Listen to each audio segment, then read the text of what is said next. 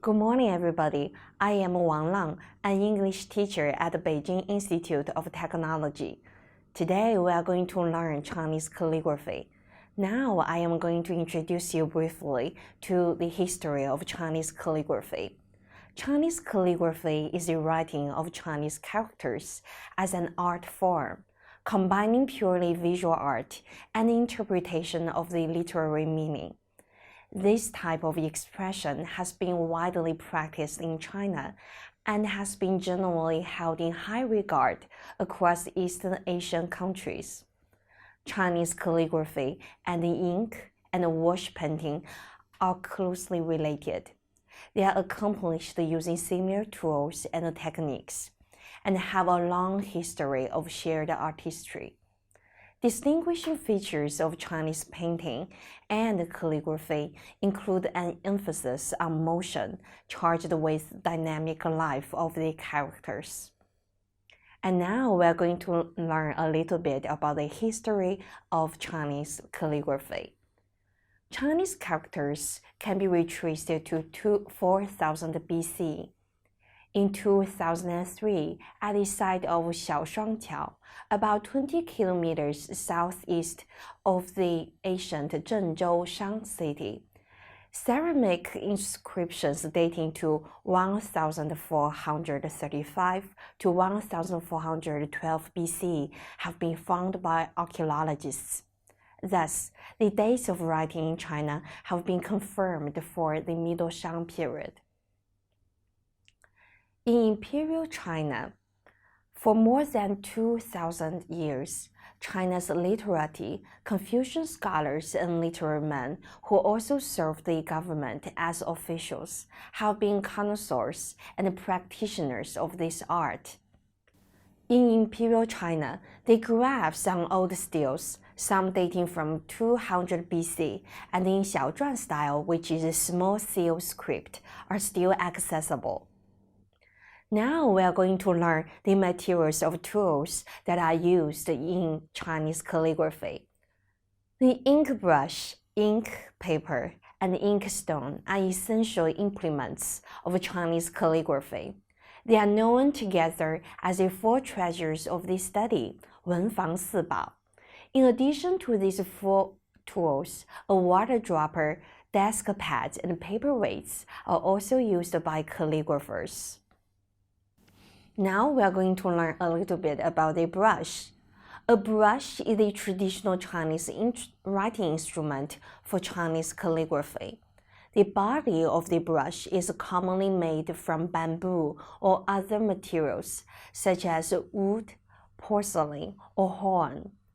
The head of the brush is typically made from animal hair, such as weasel, rabbit, deer, goat, pig, tiger, and wolf. There is also a tradition in both China and Japan of making a brush using the hair of a newborn child as a once-in-a-lifetime souvenir.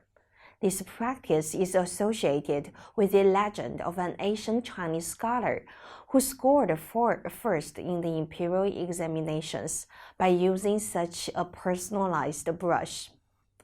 Calligraphy brushes are widely considered as an extension of the calligrapher's arm. Today, calligraphy may also be done using a pen.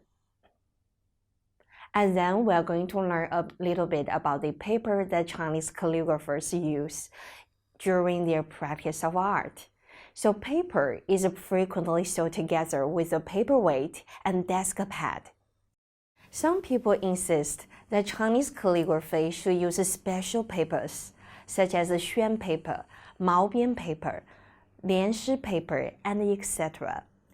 Any modern papers can be used for brush writing. Because of their long-term uses, xuan paper became well known by most of Chinese calligraphers, and it is also the most widely used paper. In China, xuanzhi, traditionally made in Anhui province, is the most preferred type of paper used by Chinese calligraphers. It is made from the Tartar windsor lettuce, as well as other materials including rice, the paper mulberry, bamboo, and hemp, and so on. And now we are going to learn a little bit about the technique of Chinese calligraphy. The shape, size, stretch, and the type of hair in the brush, and the color and the density of the ink, as well as the absorptive speed and surface texture of the paper are the main physical parameters influencing the eventual rendition of the characters on the paper, and also the performance of the calligrapher. The Chinese calligrapher artist also influences the result by the quantity of ink and water he lets the brush absorb, and then also by the pressure of his fingers and hand, his way of inclination and the direction he gives to the brush, producing thinner or bolder strokes and smooth or toothed borders. Eventually, the speed, the acceleration, and the deceleration of the writer's movements, and also turns, and the stroke order give spirit to the characters by influencing greatly their final shape. And now we are going to introduce you to the scripts of calligraphy, which are the schools of Chinese calligraphy also. So there are 5 major script types used today in China.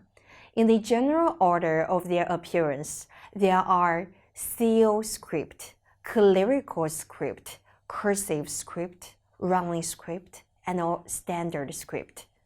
Each script type has its own defining visual traits and lends itself to different kinds of textual content and function.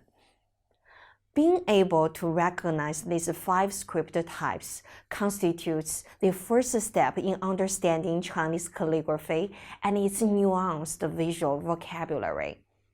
As the calligrapher chooses the script type that best suits the occasion of writing and his mood, being able to discern the differences between these types amounts to possessing the key to deciphering the calligrapher's mind at the moment of his creation. An additional reason is that calligraphies have been historically categorized by script type rather than by the content of the text, a fact that highlights the primacy of the visual form in the critical conversations associated with this art. And now we are going to learn some knowledge about the famous Chinese calligrapher. The first one is the famous Wang Xizhi. Known as the greatest Chinese calligrapher in history, Wang Xizhi is regarded as one of the 4 talented calligraphers in the Chinese history. He mastered every writing form and style, especially running script. It is also said that some of Wang Xizhi's signature was priceless. His youngest son, Wang Xianzhi, is also regarded as one of the most notable calligraphers. None of Wang Xizhi's work remains today, but several copies and tracings are still well preserved. And now we have an additional calligrapher whose name is Yan Zhenqing. Yan Zhenqing was a notable calligrapher and also a governor of the Tang Dynasty. He mastered a regular script as well as a cursive script, but he was most famous for his Yan writing style and the only calligrapher who is paralleled with the sage of calligraphy, Wang Xizhi. And now we are going to move on to Huang Tingjian. Huang Tingjian was a Chinese artist, scholar, government official, and a poet of the Song Dynasty.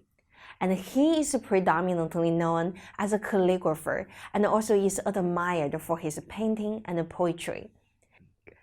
Huang Tingjian was a younger friend of Su Shi, and he was greatly influenced by his friend's practice of literati painting, calligraphy, and poetry. And now let's proceed to Mi Fu.